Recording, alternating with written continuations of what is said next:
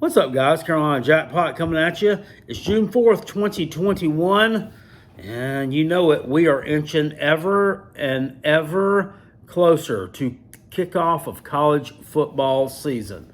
Tonight, I'm going to take a twist. I'm not going to talk about my team. Oh, not so much. We're going to talk about our hated rivals. And I want to talk about 5 reasons why Clemson has turned into a powerhouse program in college football in a relatively short time.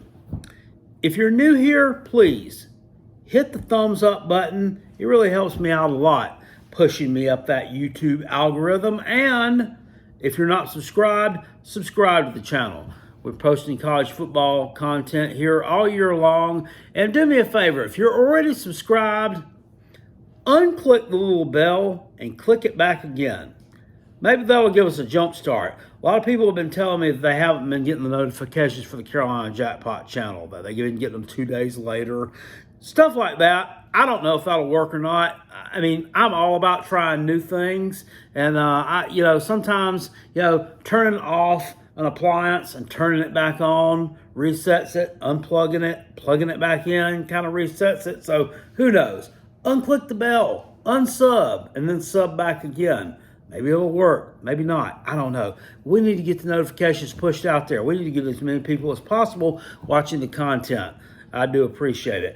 Now, I'm not going to take credit for the entire idea of the video that I'm fixing to do. I will give the credit to this idea to Adam Luckett, journalist over at ClemsonSports.com. He published this article today. In fact, I will link it down in the description box below. I don't know Adam.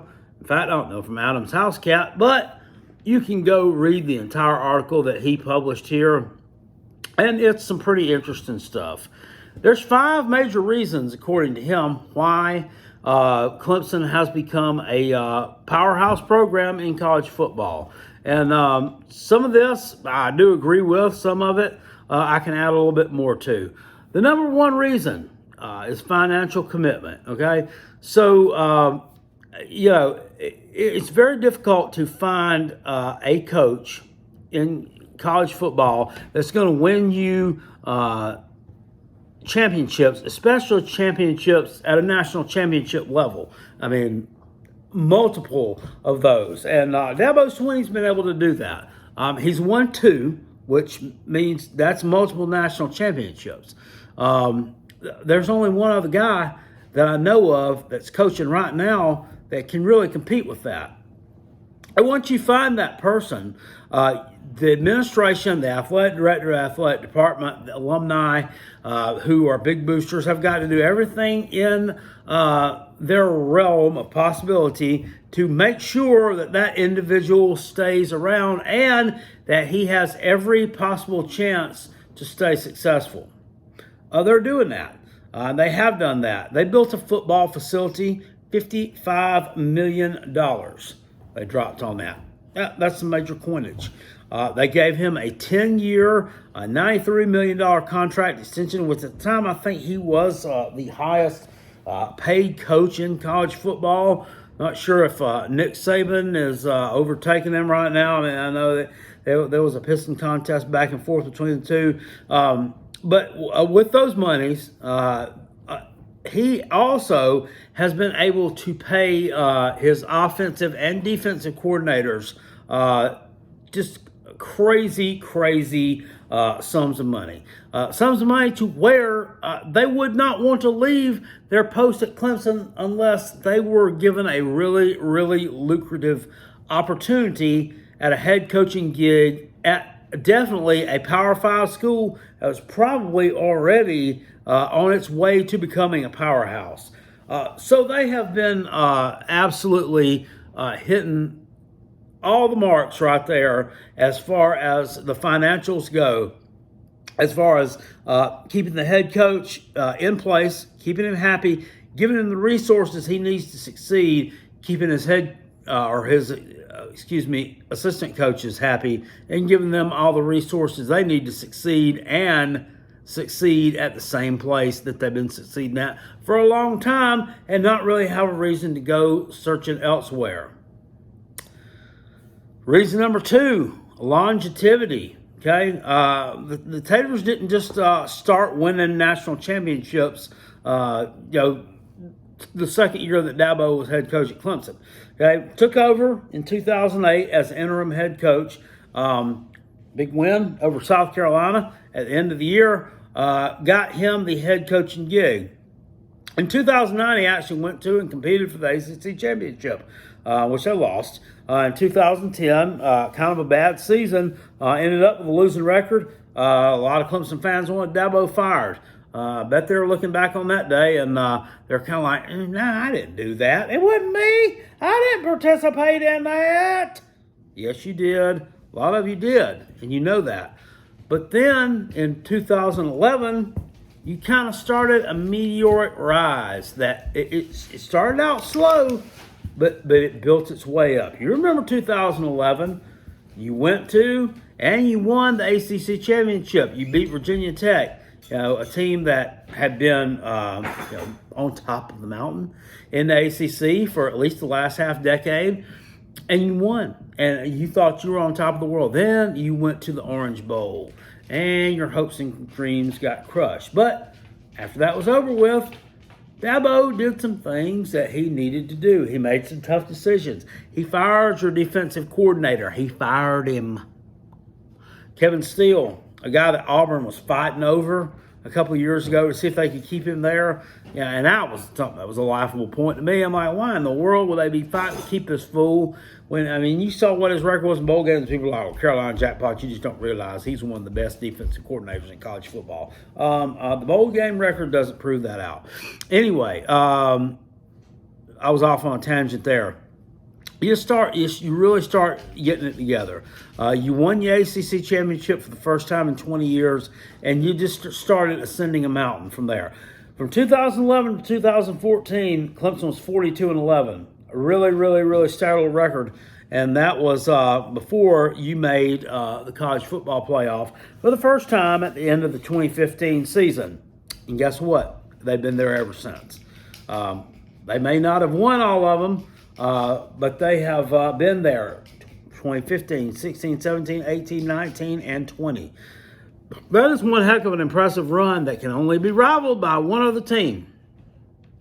Nick Saban and the Alabama Crimson Tide. That's deep, folks. That is deep. Talent, number 3. It's no secret that the best coaches and the best programs in college football end up getting the best players. And that's how they stay on top.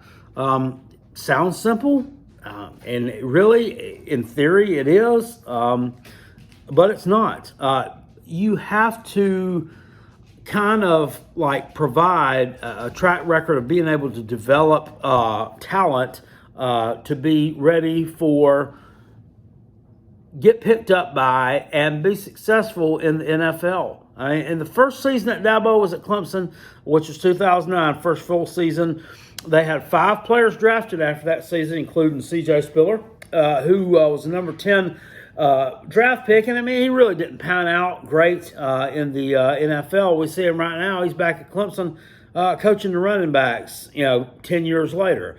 But 24 draft picks, 7 top 50 selections over the next 5 years.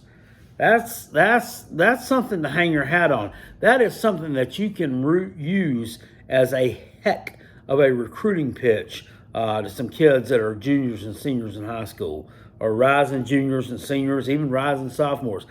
These young guys are really impressionable, man. These 15, 16, 17-year-old kids who are the cock of the walk in their high school. I mean, when you come in there talking to them, man, God, puts them on top of the world. And hearing things like that and looking at what you've done, I mean, that is really, really key to landing some of these kids because they're impressionable. And all that stuff really, really matters a lot. And it's led to some excellent seasons. The last 2 years, you've ranked in the top 3 each year. As far as average star rating, 15 5-star prospects in the last 5 recruiting cycles.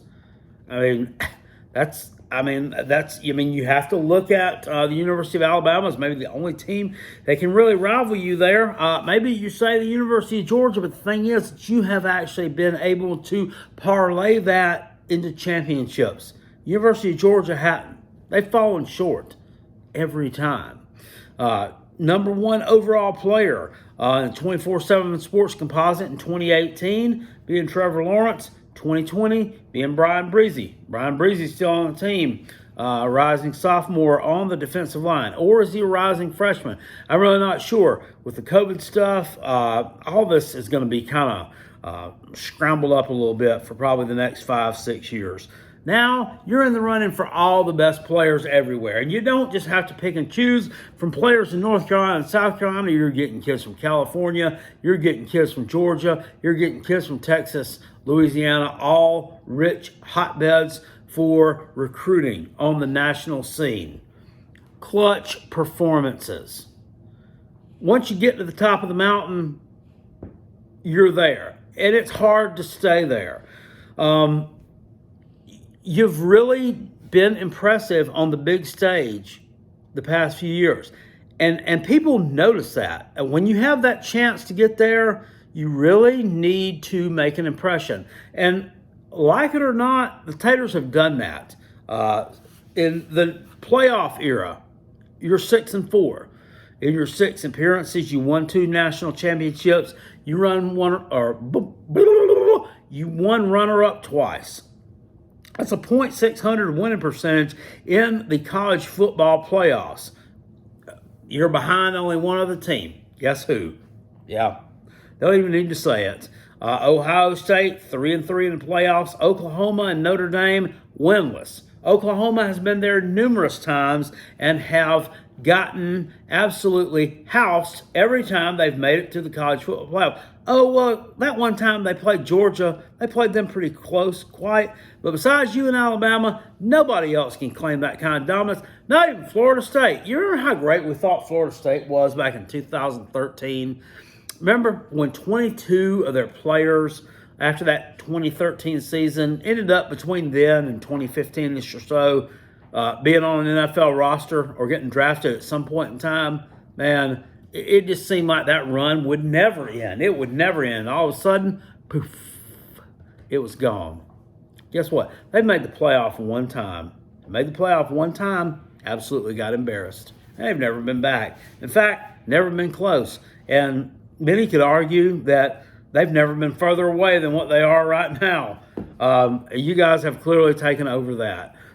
Getting to that top stage, it can be difficult. But once you got there, you delivered. And that can be even harder to do time after time after time after time. But the Taters have done it time after time after time after time. The last and number 5, your conference. It's conference dominance. And I'm not here to talk about how weak the ACC is. I'm not here to talk about how weak the ACC is. I'm here to talk about how strong the Taters are in the ACC. You've won the ACC 6 times in a row. You have not lost a game to a legit, real member of the ACC since 2017.